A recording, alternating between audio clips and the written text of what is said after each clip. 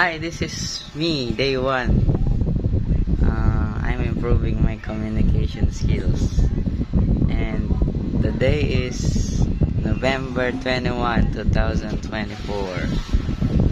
And it's 10:18 p.m. And I'm already on my bed. This is my electric fan. Look at this.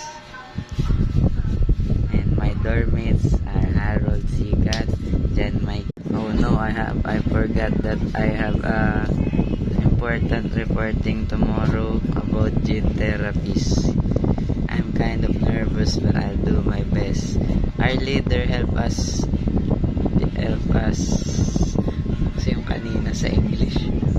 Ano? Help us earlier about the report. He suggested some tips and tricks on how to deliver them properly.